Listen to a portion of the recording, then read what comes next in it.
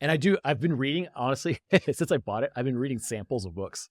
Oh, really? I just keep reading samples Yeah, of books yeah. because a lot of fiction books, which I try to read before bed, sometimes they suck. Yeah. Sometimes it's like a cool premise, but the author's just very long-winded. I've had that a couple times. Yeah. And I was reading one called, I think, Red Mars recently. Yes. Andy Dick, is it? No, Andy Weir. Andy Weir. I don't think it's Andy It's Weir. I think it's a different author. Oh, because he wrote Martian? Martian Yes. and Project Hail Mary. Got it. Cool. Andy cool. Weir's books, unbelievable. Yeah. The only one he had was Project Artemis. That was a 4-star book, not a 5-star. Okay. By Still- your rating or just in general rating? In general, Okay, but okay. also I thought I was just like, not his best work, but still a very good book. Project Hail Mary, maybe best book of all time. Really? And then The Martian, also another one of the top 3 ever. Yeah. Fuck yeah. So anyways, with the Kindle, I actually, like, if I finish something at Good. night, I'm kind of like, I don't want to really look for a book. I go and find a sample and just read it. And it gives you 50 pages of a book or something like that. And are you pretty good at just being like, fuck it? At the end, sometimes I'll buy them. So Yeah. there's one I'm reading called The Object that I just randomly downloaded. I'm reading and I was like, this is a good book.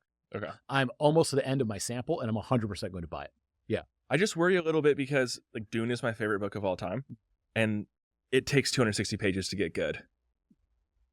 I've never got into Dune and probably for That's that why. reason. Yeah, because it's such a large world to build. Yeah. But the payoff to me has been huge. I've read Dune probably 14 times.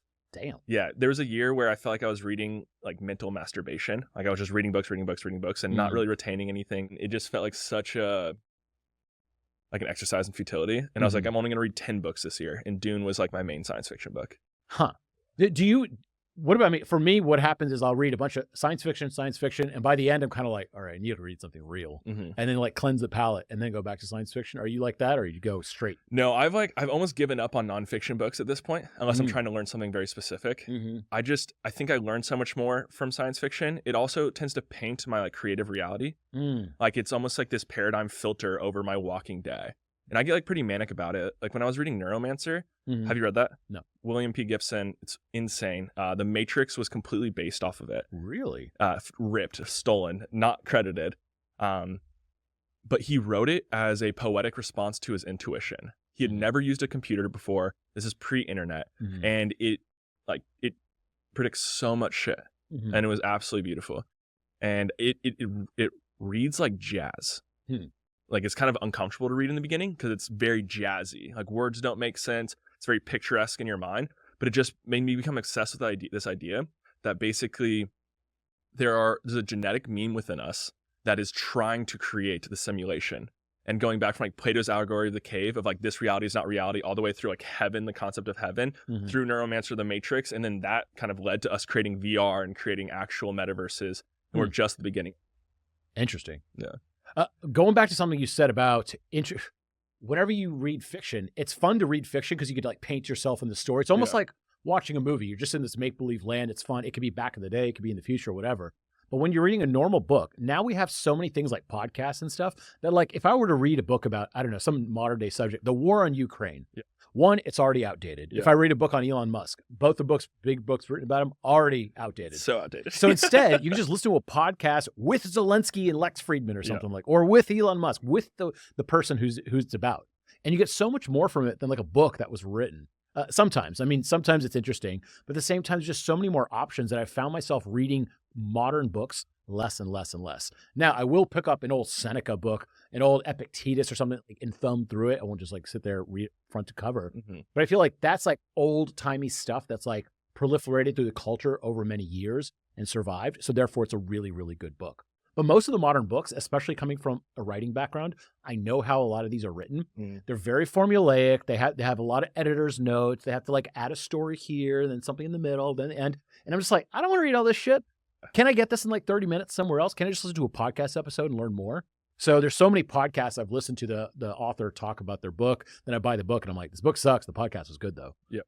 So I don't know. There's just so much more competition to learn stuff from than like a book nowadays that I think I've been reading more science fiction because it's fake and never going to happen. It makes you think about different things rather than actual nonfiction now. So, dude, I totally agree. And when you asked about, do I read nonfiction as a palate cleanser? I don't because of podcasts. Yeah. Except for, I agree, old books for sure. Yeah. I listen to, I don't know about you. I'm listening to 2 hours of podcasts a day on average, I'd say. Yeah. Maybe more. Maybe more in certain days. I'm definitely AirPods in, listening in the background. I'm doing some house chores, something like that. Listening at night, listening to Kill Tony, something funny, just take my mind off things.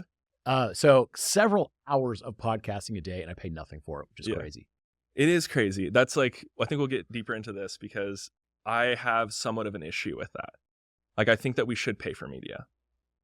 I think the idea of media being free, it totally like inverts the relationship, as in like we are the thing that's the product, not the product itself. Like we are what's being sold. That's why it's free. What's the fix? I think the fix is building, like I think one of the things that you've done really well is you've actually monetized your content. Like you've built communities of people to monetize your content. Still indirect monetization though. True. I put out a podcast, I should get paid for that. Yeah. Instead, I get paid for maybe 1% of those people will buy something from me one day. Everybody's listening to this is paying for it. My Okay, podcast the paying with attention, I guess. No. Yeah. It's a private feed. You actually have to pay to listen. Oh, got it. Yeah. Oh, that's interesting. Yeah. But then the problem is then it doesn't get into the general ether. For sure, which is a problem for a lot of people. Not necessarily for me, because I have like a big desire not to grow past a certain audience. I grew up with like a lot of famous family members, and it was a bit overwhelming. And so that's never been a goal of mine. But yeah, the way I think about like cool creative models for the future, though, of how we monetize media, one thing I did as an experiment is we launched the original podcast as NFTs. That did super well. And a part of what we did is a thing I call meme farming, where people, and we like manually did it, but I have a vision for platforms in the future. And like what I'm doing with this podcast is basically trying to get 10,000 paying subs over the next 5 years, are obsessed with these ideas like advertising, propaganda, the business models of media. And I can kind of be a funder of other people who are listening who want to go build these products out. I can connect people. It's almost like this weird little launch pad to start building new business models of media. But some of the ones I've experimented with are the meme farming, which is basically people can go and find their favorite parts of a podcast and mint that section specifically that like they really like relate to and, you know, can resell it or whatever. Another thing I'm really excited about that it seems more likely to happen than it did in the past would be prediction markets on content, specifically on live streaming. Like people can take a bet. Like I bet Rogan is going to say vegan 7 times in this episode. And it actually becomes a skill game. Because if you listen to, you know, we use Kill Tony as an example. If you can like bet if like Hans Kim is going to be on this episode or not, and you've been researching like they're kind of on the outs right now, they don't really know what's going on or who the guest is going to be, and then people can actually just start taking bets. And you know, the Kill Tony subreddit is an insane group of obsessed people who are like analyzing everything, and it's actually like a skill game. The direct monetization, I think, will be solved with technology, and it's slowly being solved as we speak. In fact, if you know what. You know when you go to a wrong webpage, you go to skyking.com/SFFFF, whatever, it'll say 404 error. Yeah. So actually a 401, 403, there's actually a number for it where it's a payment error. So when they built the Rails to the internet, they actually planned on making payments, and then they realized, all right, this shit's too hard. Yeah. Fast forward 20, 30 years, you're starting to get crypto, which is like the earliest kind of like way that we're like, decentralized, you can transfer money for very, very, very little money, that kind of thing. So I think we're starting to see the beginning of it. And I think there's a thing called the Project Brave browser, where you can like essentially give money to the internet in a way. Now it sucks; it's still not there yet. But I think 5 years or so, we'll start having these things where like projects where you like tip the internet. So let's say I watched a YouTube video, I watched a short, I watched an article, I really liked all of them. At the end of the month, what if I could like tip the internet $5 total, and it splits it up? That means that short video I watched for 8 seconds, it might get 0.008 cents, right? So it might get very little, but in aggregate, it's actually something. Yep. So I do think that there's a world where that happens, where you get paid directly for your content. You make content, you put it out, you get paid directly for it. Right now, there's always this indirect route. So for example, the My First Million podcast, they get paid by HubSpot, right? HubSpot bought that company, got the podcast. So they actually like just basically bought all the advertising on the podcast. So they're actually selling HubSpot, and then they pay the hosts. Any sort of thing like Noah Kagan's. Noah Kagan will get people to his podcast, but hopefully they go to AppSumo, a company he owns, and then they buy something. Yeah. It's indirect. Mine, I hope they go to copywritingcourse.com and buy something and subscribe for $97 a month or $970 a year, whatever. That's the way I have to do it. So you still have to like get people here, but then also direct them there. For sure. But I guess that's been a story throughout time with advertising in the 50s, radio. There's always someone else footing the bill, and no one gets paid directly for their content, with the exception, streamers. Streamers do, for sure. Streamers have figured it out, and streamers are consistently 5 years ahead of the game every single time. super likes, liking for money, all that kind of stuff. All the new technology that you see on YouTube come out, that shit was old school on like Twitch. Yeah. So streamers are way ahead of the game. I think streamers were the original podcasters, all that kind of stuff. For sure. The technology level they're dealing with is beyond what most people are doing. Yeah, 100%. Well, back to like, there's always been advertising. A lot of that came around in the 40s. Because essentially FDR and this guy Henry Weiss got together, and he's the guy who created Fortune, Time, and Life magazine, and they made advertising something that you could expense. Before that, you had to pay out of profits. It wasn't like an expense account, or like it wasn't taxable, and that just subsidized the entire advertising industry. They increased advertising over the next 10 years by $9.8 billion per year, which in 1940s dollars is like a fuck ton of dollars. I think it's around 160. I've never heard this theory. Dude, it's crazy. I don't even know if it's a theory. It yeah. Like this is what happened in history. No, you're absolutely right. Like at the end of the year, for tax reasons, I'll try to burn a lot of money, I'll spend money on advertising because it's a deduction. Yes. Otherwise, I wouldn't do it. For sure. And what's even more like insidious than that is the last time that mainstream media of like the 1940s spoke about the dangers of smoking tobacco was in 1941. I think this went into effect in 1942, other than Reader's Digest, until 1970 when we outlawed tobacco advertisements. They estimate 20 million people died because of smoking cigarettes during that time period. And it was just a full-on media blackout based on the actual customer of the media, which was the tobacco industry. Now it's like pharma and all the kind of things that people don't and athletic like. Yeah. At least that's trying to make you like healthy in a way. If it works or not, I don't know. But it's sorry, sponsor. But at the same time, it's trying to make you healthier. Yeah, like that's the goal, I think. Yeah, and also take your money. Just kidding. I've tried sponsorships on the podcast. The problem is like, I think Tim Ferriss has a good approach to it. He's always had a good approach of like, he's big enough and rich enough to where he's like, I don't care about your money. In fact, I do remember a really cool thing where he took off all advertising. Because he was just like, I don't need the money. Let's just see what happens. Yeah. Turns out people actually like the advertising because they know that he vets the advertisers and will only promote stuff he really likes. See, I don't believe him. I don't believe that's what happened. I partially believe him. I mostly believe him. I would believe him more because I agree. Tim Ferriss circa 2017 when I'd never tried Four Sigmatic before. But now like he just does the same sponsors as all my clients. You know what I mean? Everybody does the same ones. It's momentous, but maybe he actually likes Element. He does like him, but it was like it was cool when in his books and stuff. Like Tim Ferriss, I think gained so much traction and validity by recommending great products, and that's what was like a vehicle of the podcast. But he's not this like experimenter in that same way, and he has been for like the last 5 years. And so now he's just kind of doing all the like same 5 brands that represent my clients. He does do that with his Kevin Rose show. That's my only. That's my favorite show. Tim Ferriss. The random show. I love the random show, bro. Where they kind of go back and forth and like recommend stuff. Yeah.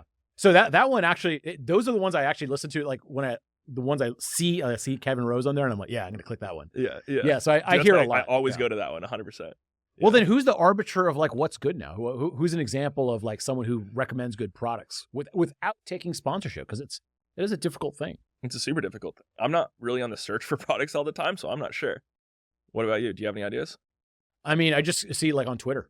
Twitter recommendations of people. You know, like, actually is really good is Levels. Like Peter Levels, is that his name? I think. Yeah. I always like buy shit. Dude, I think he single-handedly kicked off the whole creatine craze again. Creatine's been around for a while, and all of a sudden everyone's talking about it. I was like, I swear it's him talking about it. Yeah. Have you tried these creatine gummies we have out here? No, I have some creatine ones that are like in a pill form. These are gummies. They're delicious. They've definitely made me take a lot of creatine. What are they called? Create. Are they a sponsor? We work with them on some clients, and they give us free product for the show. But nice. They are actually, I eat them every day. Yeah, we have a ton. We can give you before you bounce. I'll check them out. Yeah. That's one of those things where everyone's just like, you should take creatine. Does it really work? I mean, I don't know. I don't know how to tell. Yeah. I don't know how to tell on any of this stuff. I mean, it takes like 30 days, but I definitely noticed like my muscles got a lot bigger. It's also when I was lifting. You do retain like water weight. So I'm like, it does something. Sure. Yeah. I have a problem with like a lot of supplements, especially as a copywriter. A lot of people will come to me for like supplement shit. Yeah. And like, there's some things I just ethically can't like work on. I can't do it because I'm like, I don't believe this. For sure. They'll just say like, oh, this study shows that liver function is increased with this product. And I'm like, let's dig into this. Turns out it's a 1975 study with like 6 participants that are rats. That they saw like liver function increased like 3% overall. And you're just like, dude, these numbers aren't like statistically significant in the slightest bit. In fact, this is like not right. Yeah. And like the way you measured it was weird and like it's old stuff. And so a lot of supplements and stuff will advertise things like that. And then when you really dig into it, by the way, use AI to really help you dig into this stuff. For sure. Find the base studies that these claims are made on, and it'll show you all this bullshit stuff. It's really, really interesting how like little some of these supplements actually do anything. By being Indian, half my friends are doctors. Yeah. So like, and one of my doctor friends, she said this. She said a lot of my clients have $1 million P. It's just like they take this like boatload of supplements, especially some older people. They're like, I heard this is good for your bones. I heard this, and they're taking everything. They're just like, look, certain supplements, vitamin A, B, D, or all these like the major ones, right? Yeah. Yes, there is scientific explanation that they work really well. All this other stuff you're taking though, very, very unlikely. Or if it does anything, it's like 0.02%, right?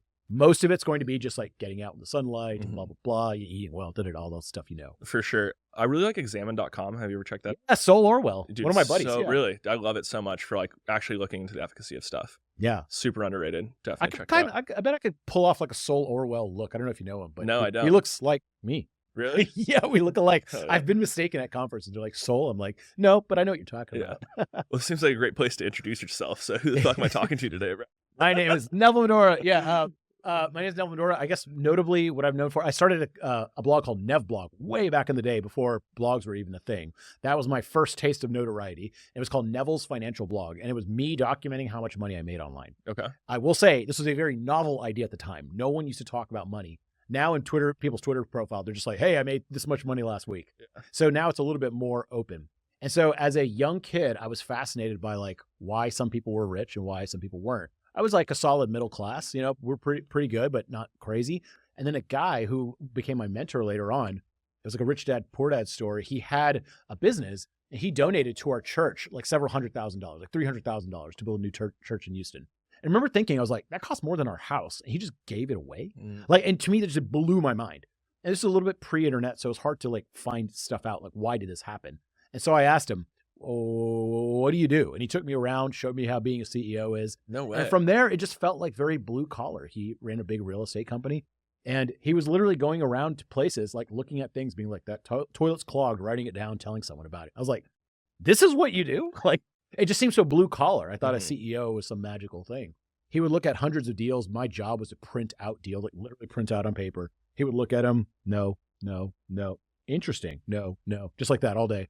Were you able to like look through it and get like a filter, like what his filtering mechanism was? Yeah, certain areas, of course, geographic location was important. This is in Houston. And so those types of things, maybe price to some degree, although that wasn't as much. But it's kind of like more like we'd go around and drive together certain areas. And it was like essentially gentrifying areas. He'd be like, look, there's $1 million house here and a crack house here, $1 million house. Something's happening here. So then we go look at the map. It's like, oh, there's a giant fancy mall like a mile away. And it's just like, I think this area is going to obviously grow from that epicenter. It's like, it's not very complicated stuff. And then he would go and say, there's a 20-unit apartment complex there that's like good bones, but needs a refresh. Go refresh that, sell those. That kind of thing. So that's how I learned, that's how I got into this. So I started Neville's Financial Blog back in the day. How old were you? 17. Nice. Yeah. And so circa year 1999, 2000, something along those lines. So before Wait, how old are you? I was. How old are you now? I'm 42. Oh, okay. Yeah. And so I went to, so in high school, I started a business called houseofrave.com. And it was a rave drop shipping site. Once again, drop shipping was not a common thing at the time. And so I knew how to dominate the search engines. It's just like slugs, titles, all that stuff. That's now pretty old school. I was really good at that. So I called a supplier in West Hollywood, California called clubthings.com. And I said, hey, I'm going to dominate these search results. Every time I make a sale, you can make a sale if you're my supplier. They said, okay. They never asked how old I was. I think I was 16, 17 at the time. I started a merchant account. My dad had to co-sign it, for me to open it because I was too young. And within like a week, I made my first order just from people finding me on search. They would type in like glow sticks, buy. And I would come up, they would buy it. And that's how I started my first business. So by high school, I was making money on the internet. And keep in mind, this is very early internet. Yeah, so this is not common for someone to know. And it was just having these technical skills to like build web pages and stuff that throughout college, I was running all these different businesses. Were you like the Mr. Beast in your high school? Like you would talk to anybody you could about the internet and everybody's like, who the fuck is this kid? No, we had a really cool crew. I was very lucky. Our high school had a thing called You guys sound cool, dude. Cisco. Yeah.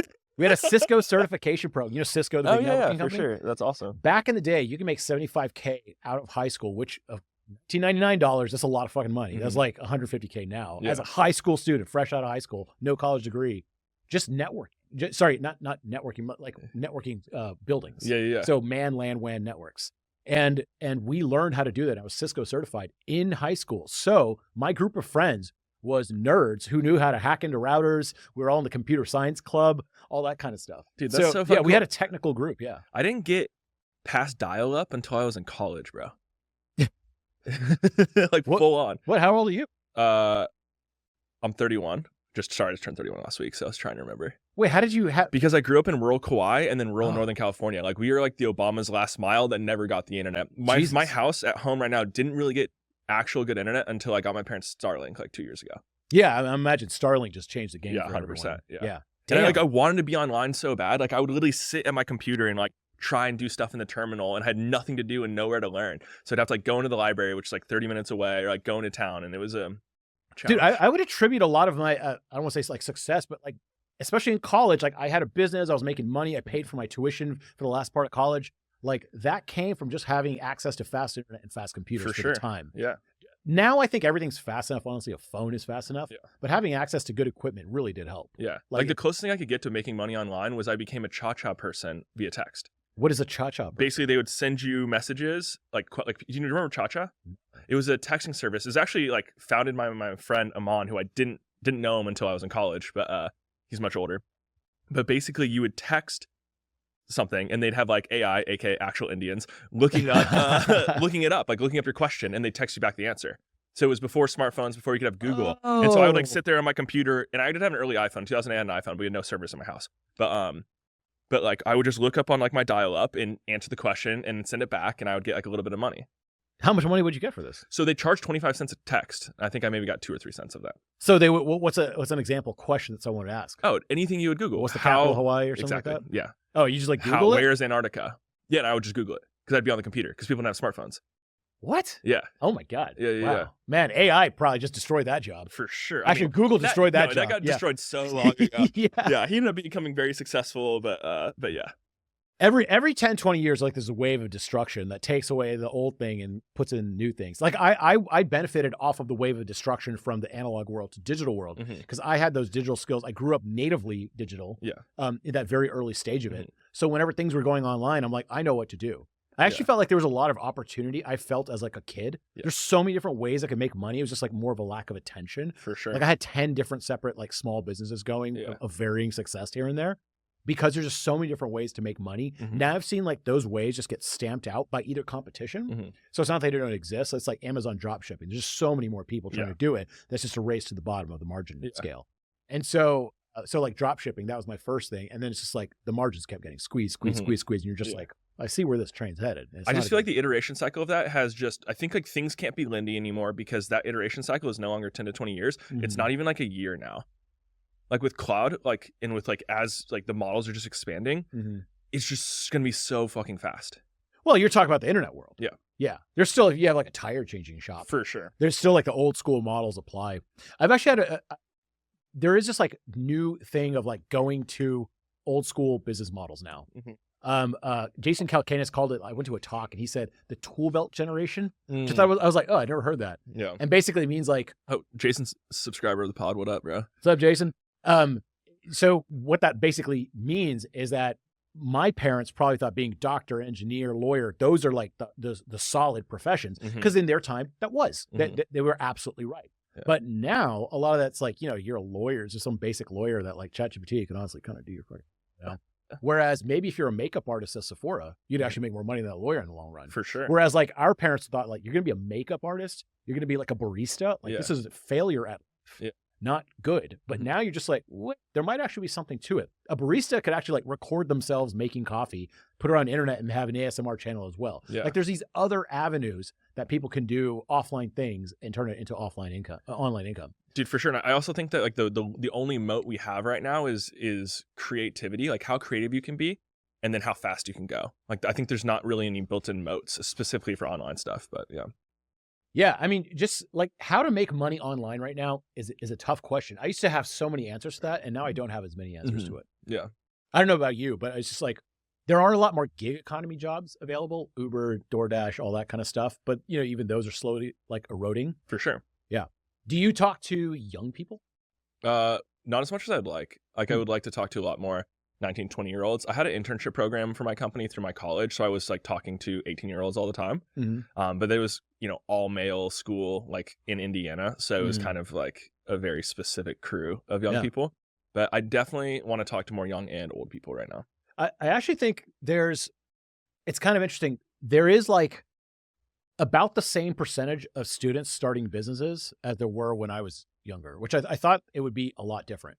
I haven't seen it. So there are pockets of it. Like if you go to San Francisco, people are smarter. I don't know how to say it. It's like everyone goes there. All the really high IQ people flock to that place. It's got some problems, still go there anyway.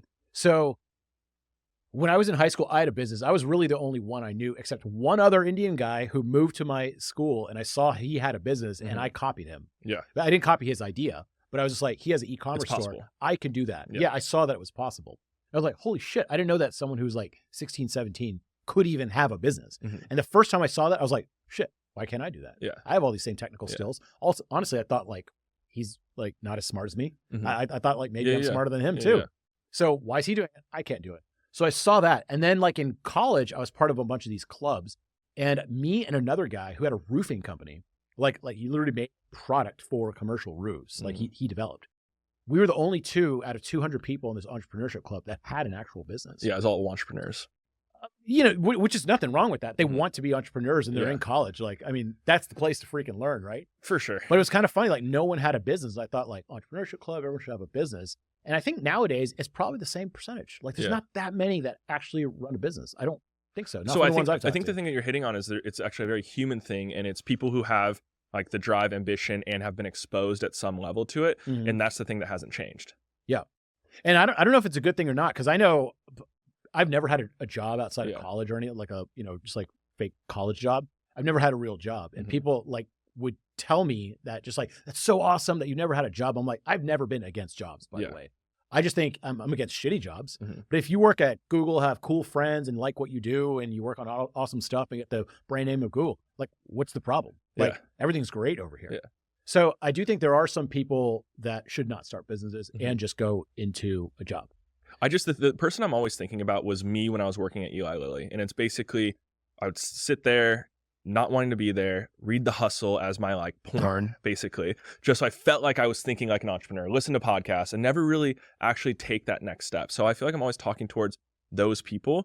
And the thing I wish I would have known at the time is just make $1 on the internet. Yeah. That's the Noah challenge. The challenge. I don't know if you invented that or not, but that's like the main I think thing. Jack Butcher's the first person I ever saw that. But dude, Noah gave. It's so funny because Noah gave. Well, we did a whole thing on it like 12 years ago. Yeah. Okay. Yeah. Well, Noah gave me a bunch of his books, and each one had $1 in it.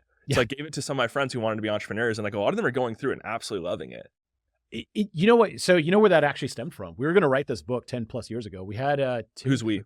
Me and Noah. Okay. Noah Kagan is who we're talking about. Noah Kagan, one of my best friends on the planet. Except he's bald. So me and Noah, he had AppSumo, and then I shortly after that became part of AppSumo. And I was writing all the stuff, big email list was building, all that kind of stuff. And we did a thing called Sumo Business Blueprint. And I basically made this based off of a concept of like, make your first $1 or $100. Like, don't worry about like scaling, forming a business. A lot of people were doing LLC documents back in the day. And you're just like, you do not need this. No. You actually don't need an LLC to be in business, actually, in most places. Actually don't. You auto or like an S corp. It's fine. And also, if you make $50 online, the government doesn't fucking care. You're not going to get audited. So anyways, we were just telling people to stop that. And we were doing this program, and we brought in 5 people and flew them in from across the country to like this 2-3 day intensive. And we got people who were smart enough, technical enough to actually build a business. And the funny thing is, I mean, there was like people who were like literally computer programmers. So we're like, cool, they're technical enough. Their problem was that they were too scared to start everything. And so it was actually a mental problem, not a skill problem. We thought it was a skill problem. And we're like, every single one of these people, like as soon as it came time to like ask for money or do something, they were like, they froze up. And we're just like, what are you doing? Just push it.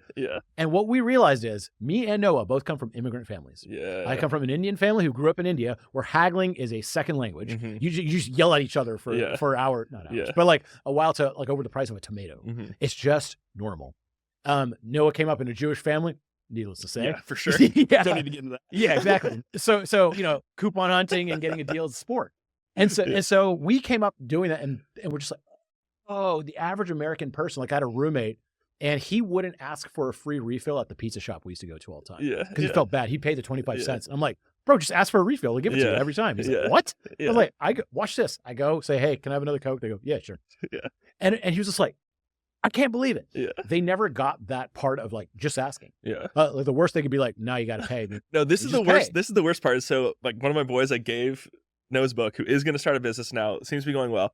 He's been doing that all the time. And I'm like, bruh, you got over the skill. Like you don't really need to save 10%. The old asking for 10%. I like my boys like you know Quickie Picky? Yeah. We call that the pub. And like I'm very close with like the people that work there. And he keeps asking for 10%. And I'm like, bro, just fucking stop. Like I get it. You did it now. Let's move on here. Go to the next challenge. Yes, exactly. Yeah. But I will say that is a fundamental shift in people's behavior when they're like, yeah, sure, you could have 10% off. Yeah. I think one person said that they went to the mall and did it. And they go, do you work at the mall? And they said no. And they go, do you work at the mall? Meaning like, dude, just say yes. I can give you 25% off. Yes. Yeah. And he said yes. And he goes, holy shit. Like it's like a mind blowing moment for a lot of people. Yeah. So I think I had that early on with like the internet and just also just being from an immigrant family, going to India, stuff like that. Yeah. Seeing that early. But that's actually the main reason that people don't start a business. They just aren't used to asking for money in that way. Yeah. Or they don't think that anyone would actually pay. Which is a normal feeling to have, by the way. Yeah. How did you get over it? I also kind of like grew up in an entrepreneurial family. So it was like not an immigrant family, but my dad was like full entrepreneur his whole life, never really had a job. The way that I got into entrepreneurship was basically I watched him like change the world through capitalism. So my dad like helped create women's tennis and Title IX and a lot of like women's sports stuff. And so, he basically was married to this woman who's the number one tennis player in the world. And she's treated as a second-class citizen. And he was like, this isn't right. You shouldn't have that. And he kind of like helped like open her eyes to the fact that she was being mistreated. And then they kind of together with a bunch of other people built women's professional sports and women's tennis, who now, Serena Williams will make like $100 million a year versus like they're getting paid, like 30%, but they're still bringing in the eyeballs. Like people were still really into watching women's tennis.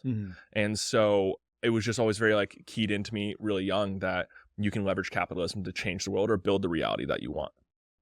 Interesting. I had no idea about that. Yeah. That sounds like a pretty interesting topic to talk about at some point too. Dude, for sure. I mean, that's what got me into podcasting too. Like I was working in Big Pharma in 2016 and I was flying back and forth between New York and Indianapolis every 3 days. We're going into the 2016 election in Indianapolis, which is a red state. Like nobody was talking about Trump, barely noticed, barely interested in him. New York, he was on everybody's mind, everybody's mouth at all times. Yeah. Constantly. And I was like, what is going on? Like the people who say they hate Trump are totally giving him like massive amount of attention. Yeah. And I realized that all of the media, like in the mainstream, was incentivized to talk about Trump nonstop. From 2014 to 2016, CNN's ratings doubled, which means, they all get bonuses. People can keep their jobs. So they were so incentivized to talk about him nonstop that the outcome they said they didn't want and their users didn't want was the outcome that happened. He didn't spend money on his campaign until he got through the whole Republican primary. It was like he made money on it selling those MAGA hats. Like that's so wild because he got free attention. And so I started studying, and this is where it was like my light bulb moment. It's like, why did that happen? And why did that not happen on podcasting? And so I emailed Ryan Holiday and it's basically like, I need to understand like history of media. I want to get out of pharma. What do I do? And he gave me a book list of like 10 books. And I just like went through it. And the book that changed my life is called The Brass Check. Have you ever heard of it? By Upton Sinclair? Yes. In fact, Ryan Holiday's company is called Brass Check. Yes, exactly. Yeah. And that one just totally blew my mind because it made me realize how much of the incentive model we have is driven by advertising, not by the product of the media. And that's where like everything changed around like 1940 and blah, blah, blah, blah, even though the book takes place in 1914. He also has another book called Trust Me, I'm Lying. His first really good book. First 120 pages of that book are just gold. Yeah. And he said that the company, the editor made him add all the other shit pages. Yeah. But he basically talked about how they manipulate the media. Like I emailed him maybe like 3 months ago. I was like, no, it was actually after that book event we were at where Noah and Paul, that South by Southwest. That one. I emailed and I was like, dude, I think I want to write like a modern day Brass Check. And he was like, I think I already did. And I was like, which one? Perennial Seller? Trust Me, I'm Lying. Oh, okay. Got it. Yeah. But I kind of disagree with that he did. I think there's a lot more. I also find that he like got fully co-opted by the media, which I find super interesting, but whatever. Neither here nor there. Oh, yeah. I don't know. I know him. He's a buddy. We're not like good buddies. Yeah. I'm better buddies with his buddy Brent, who helps run Breast Trek, the Ghost Town guy. Yeah, dude. I've heard great things about that dude. Oh, he kicks ass. You know what's funny? He was like the guy behind the scenes. Like he's like a real genius guy, but like no one knew about him. Yeah. And then all of a sudden COVID hit. He moves to a town. Or they already had the town. COVID hit. He just moves there, gets stuck there. Yeah. And then like just blows up. So he went from like a behind the scenes guy to a in front of the scenes guy. Yeah. Like overnight. It just seemed like overnight. For sure. It was such a compelling thing. He was just like, yeah, I live in a ghost town. And everyone's like, what? And that makes like perfect COVID content when everybody was trying to figure out how to leave society. Still he's kicking ass with that channel. Really? Yeah. I mean, it's just so interesting. He got like one of his channels, like I go panning for gold in an old gold mine, see what I get. I'm like, that's a solid headline. Yeah. Like, that's sure. difficult for anyone else to make. Yeah. Dude, so my dad, we had the scariest thing. My dad has like stage 4 cancer, and him and his 96-year-old friend in the hottest day in Northern California go gold panning together. They both fall into the river, get lost. The old man like bails on my dad, who's turning 80 like next week. My dad's like dying down there by the gold pan. And my sister and mom are running a race in Lake Tahoe. They come back like, we haven't heard from our dad. I get a call like, yo, like we don't know your dad is, just FYI. I'm like, oh, that's not ideal. And he has like bone cancer, so like if he like could break his bones, it'd be horrible. He's like, my sister runs down, finds him, just like splayed out under a tree. That could be a good like YouTube, 80-year-old man goes gold panning, almost dies. I was like, where's this story going? How are we dovetailing the Seinfeld way together? Yeah. Let me ask you a question. We were talking about this before. What's the business model here? So you got a studio, cool studio. You got like the thing that like, like music producers have, like the window, and there's like a producer up there looking at us high and all that kind of stuff. What's the business model? Like what happens from here? Like, why did you decide to do this? What were the plans? I'm just super curious. Yeah. So my main business is we brand deals for podcasters. We represent like Chris Williamson, done a lot of stuff with like Aubrey Marcus, Trigonometry, JP Sears, try to do some stuff with Kill Tony, still kind of in the works. Are you talking about like when you say stuff, you're talking about brand deals or like producing? Yeah. So that's like kind of the main business that I own. I wanted my own podcast studio because I was spending a ton of money recording, and I'm really into this idea of like self-patroning, where basically you build something that allows you to then pursue your art at scale. And that's what funds it directly. You're dog fooding your own product. Exactly. Yeah. And so I approached Jason because I knew like the radio room as it was in just disarray.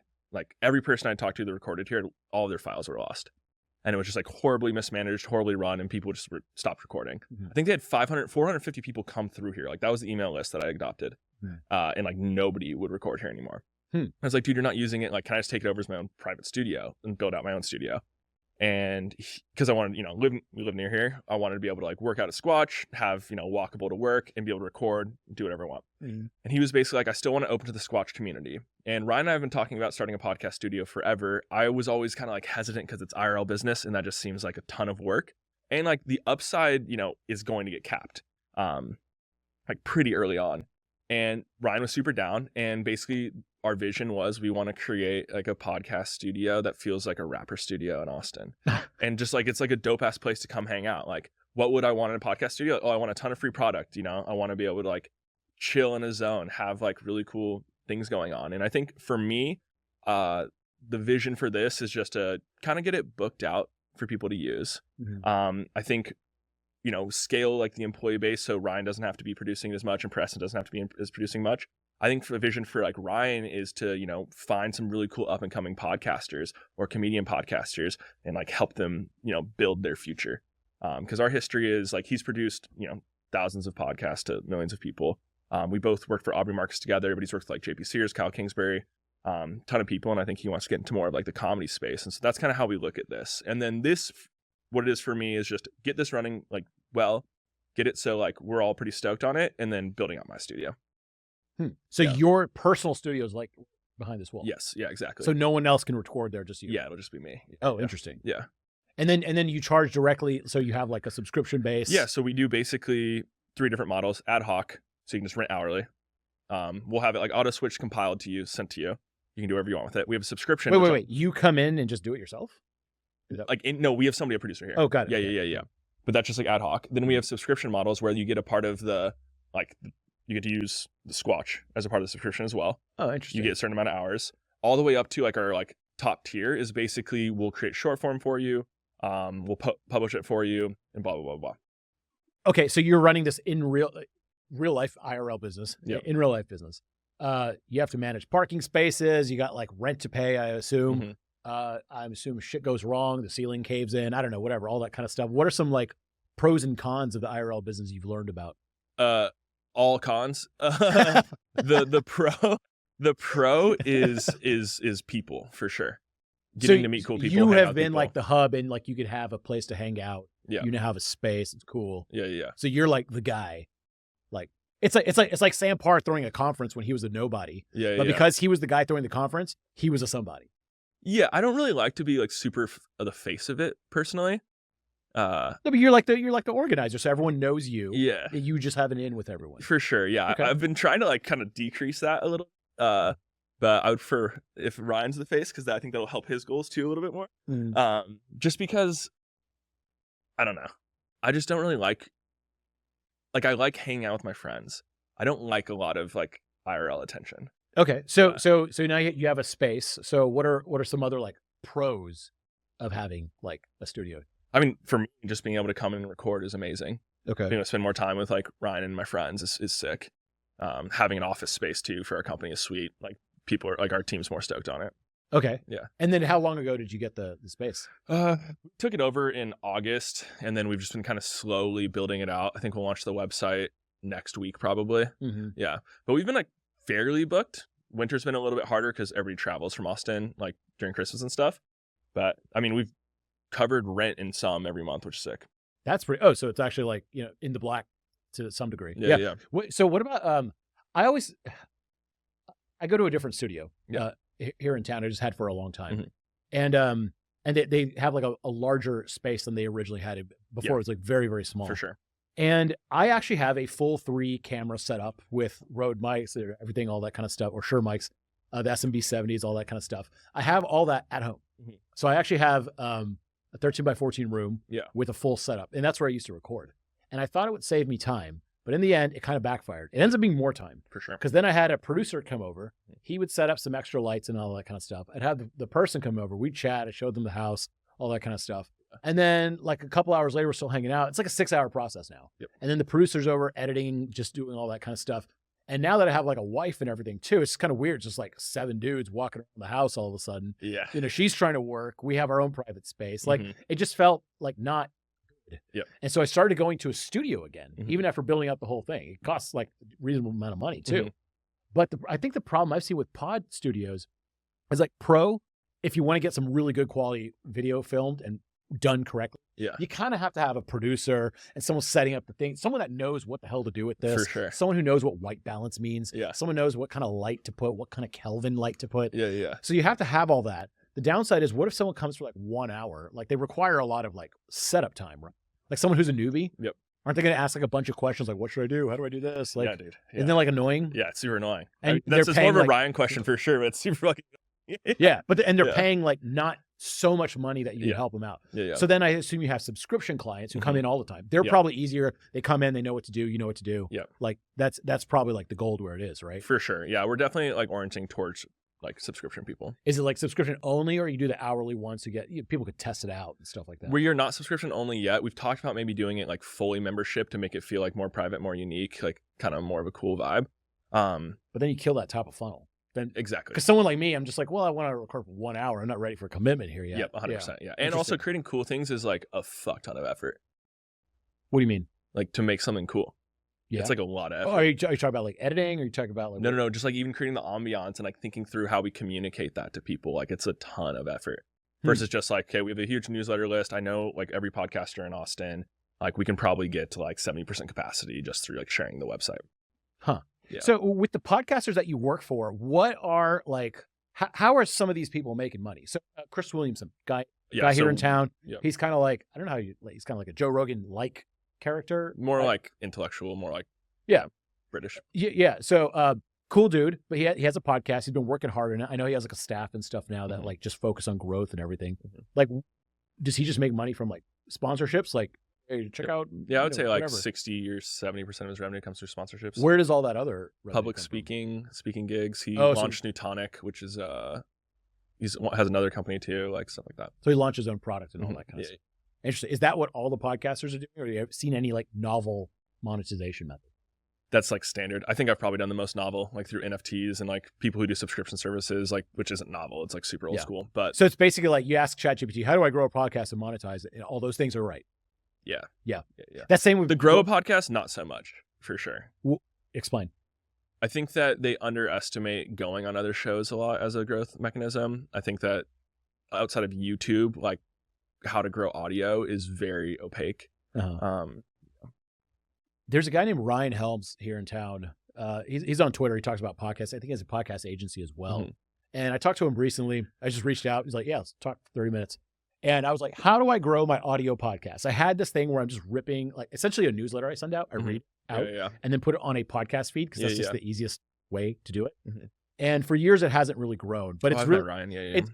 So it's just like the swipes email. It's like my weekly, the newsletter does really well. And something like 400 to 1,000 people will listen to it each time. And then if I don't put it, like some people will reach out and be like, oh man, I love that. But then it just hasn't grown. Yeah. So I'm like, clearly this isn't like hitting really hard. A podcast about 5 random things Neville thinks is really cool. Ads. Also, it's the wrong medium. I'm talking about ads and visual things. Yeah. But describing it to you on audio, it's just like, it doesn't hit.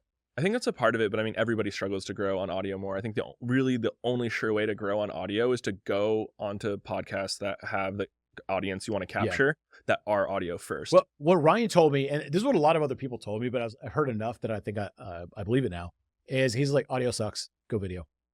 I could not disagree more. The reason is because when you're like, if you just want growth, then if you just want like bigger numbers, but if you want an audience that like converts super fucking well, like audio is so good because, you know, when you're listening to Chris 4 hours a week, like you're spending more time with Chris than maybe you're even having conversations with your partner. Definitely more than you're talking to your parents, sometimes more than your best friend. They become this kind of ambient best friend, like 5 people you spend the most time with in your life. And that level, even if it's only 200,000 people, those 200,000 people that listen every single week or multiple times a week to you, like they fuck with you so hard. So let me combine those two ideas. Yes, you're right. You listen to audio. So I'm on podcasts all day, mainly Apple Podcasts, Joe Rogan, all these things that it's like, I don't need to listen to every word just in the background. I listen to them on my podcast player. However, all the podcasts I've discovered have been through YouTube. I was like, YouTube's great discovery. Bobby Lee, Andrew Santino, Bad Friends. And like, you know, I see their clips all the time and I'm like, oh, they're pretty funny. And for years I didn't subscribe. Then finally I'm like, I'll look it up, and then you slowly subscribe, right? You think you think you do that more that like a guest, like when you hear a great guest and you're like, oh shit, like Bobby Lee's fucking hilarious, or Shane Gillis is awesome. I never would have heard his podcast. No, but you're listening to Rogan and you hear Bobby Lee on it. I've been a fan of Bobby Lee I've been to his shows and stuff like that. And I see him on Kill Tony. I see him on all the other podcasts. I still don't subscribe to his podcast until I saw his video clips 1 billion times on my feed that I was kind of like, all right, now I'll bite the bullet. So that was a discovery platform, video, not audio. That's the hard thing though, is like short form is such a really difficult discoverability like mechanism. Like I think really, it's like good and bad. So like Opal, like before, like I was listening to a dude, the CEO of Opal, and before that, or like one of the people at Opal, and before that he worked for Pat McAfee. And basically, I think he said the number that's like the highest conversion he had ever seen from short form to long form was like 4%. Like the highest possible. If you're seeing somebody who's like one of our clients that we just signed, Daniel Wall, his short form conversion, I think was something like 40%, which is nuts. Like I've never heard of that before. That was like one of the reasons that like signed him immediately. But it's just like when you're in the scroll, I feel like people don't take as much action. And I don't even know if that's the audience you want. I think like mid-form clips on YouTube probably has a lot higher pull into long form. But so I've tried all of them and have a lot of friends, Noah, Sam, you know, do a lot of Cody, all these people. And if you're only a short form audience, like just like old school Vines or like just TikTok or something like that, you're kind of fucked. In the end, people want the long form audience. You could sell more ads. You could sell people pay more attention. Everything's better about long form, right? I think we agree. However, there is something beautiful about just scrolling through your feed. A lot of people, like when they wind down at night, just scroll. I do it a lot of times taking a dump, just got some time to kill, sitting in the car waiting for someone, scroll. And you find out a lot of stuff. In fact, a lot of the short form things, I kind of prefer watching them sometimes rather than long form sometimes. And I think just having it as an option is good. So the good part about this is that yes, short form conversions are bad. However, discoverability is high. Like the numbers are high. You get 1 million video views on a short form thing versus a long form 1 million views is very difficult, right? For sure. It's one every very few videos. I just think it's such a false sense of dopamine though. And it's like, I know people who have given up podcasting because their short form has pumped and then their businesses crumble, like things fail. Because it's like 1 million views I view as so unvaluable on short form. Yeah, it's very low intent. Yeah. But at the same... I would pay like I would rather have 10,000 like long form view. I would rather have 1,000 audio plays than I would 10 million on a short form. Try to do this though. Try to name someone who has a lot of long-term videos. Like all these people we said, Noah Kagan's videos, Sam Parr's video, Cody Sanchez's video, all these people, they all have high engagement for their long form videos. They also have mega high engagement for the short form. Yeah. And I think the reason is we could take this whatever hours video, right, and cut it up into a bunch of short form. Yeah. Now, if you're just making a bunch of short form, you can't make it long form. It's really hard. For sure. You need to make like a compilation video. It just doesn't hit. Yeah. So that's why I think like if you do a lot of this or a lot of long form, then you have the opportunity to promote it further by using short form. 100%. And the way I think about short form when I work with people is basically like, this is just a reminder that you exist. Like you're telling people that you're in existence. When I watch people like get rid of short form completely, they do have a very slow death because you're losing that like kind of positioning within the attention economy. It's also what social media platforms are pushing. So like, I mean, when did YouTube Shorts come out? 2 years ago, maybe? And they just started pushing it? It wasn't that long ago. I remember because it was when Chris did the Goggins episode. We were in Vegas. That would have been like 22. You know what? At first, I didn't understand short form video because I'm like, it's literally just a YouTube video, but short. Like, what's the difference? But the thing is, it plays perfectly on our phones, and everyone has a phone, and it's easy to go whoop, whoop, whoop, whoop. So TikTok, full credit, they were the one who discovered this, right?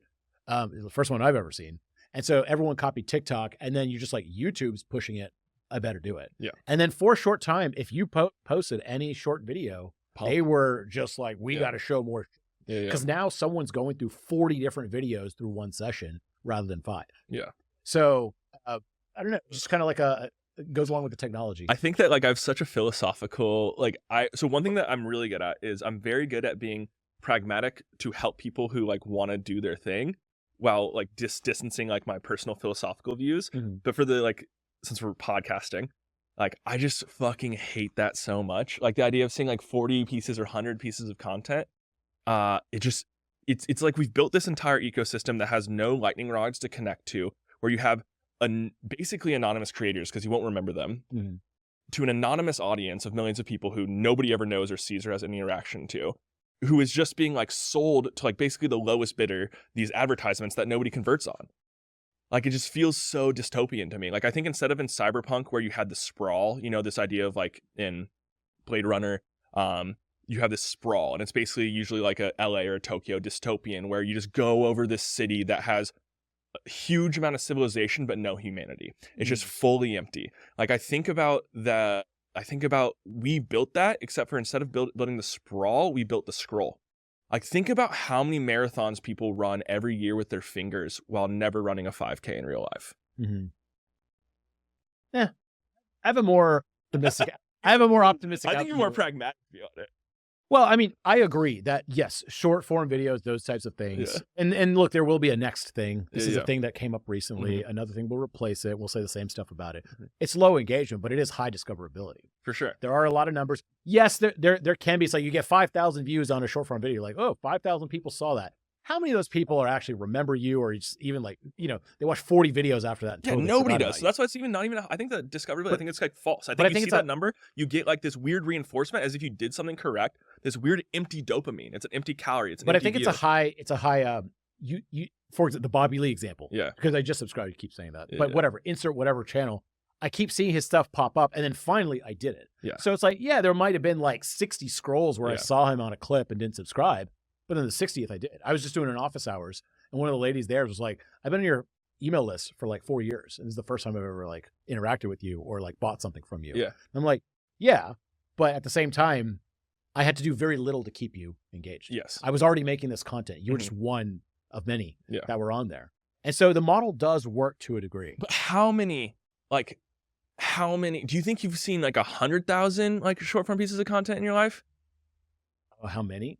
Maybe. I don't know. Maybe more, like maybe a fucking million. Like in Bobby Lee, you got one conversion over for, hundreds of hours of time. I don't know. I think like there's a lot of Joe Rogan episodes, Chris Williamson. I'm just trying to name people we know. I see My First Million stuff. Yeah. Like I don't listen to every single one of their podcasts. Yeah. There's just too much for me to actually consume. Yeah. So when I hear something really, really interesting, I go back and watch it. That's where I think it's a reminder. It's like, I exist. Dwarkesh Patel put out some like cool like World War II stuff. I normally wouldn't listen to a World War II podcast, but he was interviewing some lady who just like had like points I never heard. And I was like, oh, I got to go back and listen to this. For sure. And I went and Sarah Payne or something like that. Yeah. And I went and looked it up because I saw the short form. Yeah. Now, to me, like you as a creator might think like short form, long form, very different. I think the average person trotting around this earth doesn't give a fuck. They're just like, yeah, this is stuff on my phone, whatever. Dude, for sure. 100%. I think they're like, it's different between short form, long form. Yeah. They're just like, oh, that's pretty cool. I saw this guy a bunch of times. I'll go check him out. Or you see this guy a bunch of times, like a comedian or something. Then you realize that he's coming to Cap City Comedy Club nearby you. You're like, hey, he's someone famous. And you go by. Yeah. So it's very difficult to track the customer journey. And this is a problem. Every business I've had back in the day, I was able to track where people came from, how long they stayed on the website, what their basic demographics were. Now, I have no goddamn clue. Yeah. Ask any company, and with the exception of places that are like they get all their stuff off only email or whatever, they have no idea where the people are coming from. It's like we need to get back to Net Promoter Score again. Yeah, well, I mean, you said one thing like on Twitter recently. You said that ChatGPT is my 5th largest driver like to my site. How like that's fucking crazy. Yeah, because the thing is like SEO, traditional SEO is slowly dying. Like 10 best ways to learn copywriting. Yeah. Guess what? AI can answer that really well. It'll be absolutely up to date and be personalized to you. Yeah. Right? How do you be the best copywriter in Indiana who only knows these 3 things? That's 26 years old. Like it'll tell you that. Yeah. So my dumbass article I wrote 3 years ago can't compete. Like that is just dead. Yeah. So now the funny thing is it's being rebirthed as like, who can feed the AI the best examples? And so if I wrote, here's how this guy became a copywriter and made $20,000 by wearing a t-shirt to a conference, then the AI can go, hey, that's something new. I could reference that. Yeah. And what it does has a little link icon by the sources now. Perplexity's really good about it. ChatGPT's okay about it. And so they'll start referring you that traffic. Yeah. And the crazy thing is, when I look at the time spent on page for that traffic, it rivals like YouTube traffic. YouTube traffic, notoriously the best traffic of any source, in my opinion. Yeah. And so it's sending really good traffic and kind of telling people, if someone says like, who's good copywriter, says Neville Medhora, it's almost like selling me. Yeah. And so now ChatGPT, as of like 2 months ago, starting to creep up in my 5th place. Yeah. Have you thought about how to basically SEO ChatGPT? Like as in like get it to search you more, get it to like plug you more? Are you talking about the little tricks or are you talking about the overall strategy of both? I think it's going to come down. Basically, SEO has always been the same. You put out a bunch of good content, hopefully people do it. Old school SEO was like, make sure the slug is titled correctly, see what people are searching and match that. Now computers have context of what you're talking about. They don't need all that shit. Yeah. You could call it nevillemedhora.com/ABCD and it'll know I'm talking about credit cards or something. Yeah. It gets it. So it no longer is fooled by those small things. Yeah. Instead, it's just like, is this something interesting that people are referencing a lot? So, right, if I say like copywriting about some guy wore a t-shirt to a conference and got a big gig, and then a lot of people are typing in copywriting something ways to promote, give me novel ways, what about a t-shirt? And then it shows up, I guess. So it's like, it's going to be harder to fool it. Yeah. But I'm sure there's going to be some way, but honestly, these models are changing so goddamn fast. Yeah. It's just like, I have to stay high level on this. Yeah, for sure. It would be really interesting if you could get access to a Google Trends, but ChatGPT Trends. Like, how are people asking this question? Like, what topics are they asking about a lot? And then you could start to like build like queries for that. Yo, thank you guys so much for your time and attention. I hope you enjoyed this small taste of the podcast. This is now going into the paid portion, and I hope that you liked what you got and you feel inclined to head to skmp.supercast.com or click the link that's in the description. You can listen to this full episode and many others.